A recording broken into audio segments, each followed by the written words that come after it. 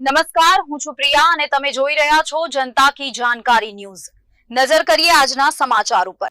ધ્રાંગધ્રા શહેરના રોકડિયા સર્કલ વિસ્તારમાં સતત સર્જાતી ટ્રાફિક સમસ્યાને લઈને સ્થાનિક વેપારીઓ અને રહીશોમાં ભારે રોષ જોવા મળી રહ્યો છે। હોસ્પિટલ, વિવિધ દુકાનો તેમજ રહેણાંક મકાનો આવેલા આ વિસ્તારમાં રોડની વચ્ચે જ વાહનો પાર્ક કરવામાં આવતા ટ્રાફિક જામની સ્થિતિ સર્જાય છે, જેના કારણે રાહદારીઓ, દર્દીઓ તેમજ વાહન ચાલકોને રોજબરોજ ભારે મુશ્કેલીનો સામનો કરવો પડે છે।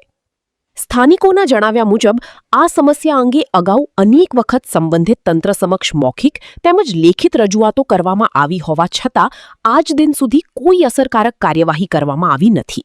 પરિણામે ટ્રાફિકની સમસ્યા દિવસે ને દિવસે વધુ ગંભીર બની રહી હોવાનું સ્થાનિકોએ જણાવ્યું હતું। આખરે સ્થાનિક વેપારીઓ અને રહીશોએ એકજૂથ થઈ મામલતદાર તેમજ પ્રાંત અધિકારીને આવેદનપત્ર પાઠવી રોકડિયા સર્કલ વિસ્તારમાં તાત્કાલિક ટ્રાફિક નિયંત્રણની વ્યવસ્થા ઊભી કરવા તેમજ કાયમી ઉકેલ લાવવા માંગ કરી છે। સ્થાનિકોએ ચેતવણી આપી છે કે જો તંત્ર દ્વારા સમયસર યોગ્ય કાર્યવાહી કરવામાં નહીં આવે તો આગામી સમયમાં વધુ ઉગ્ર રજૂઆત અને આંદોલનનો માર્ગ અપનાવવામાં આવશે। જીતેન્દ્રભાઈ અમૃતભાઈ, શ્રીરામ એગ્રો, ધ્રાંગધ્રા। અહીંયા રોકડિયા સર્કલની સામે આ ગલીમાં ટ્રાફિકની સમસ્યા ઘણા વર્ષોથી અમારે છે। ઘણીવાર રજૂઆત કરી પણ કોઈ સોલ્યુશન આવતું નથી।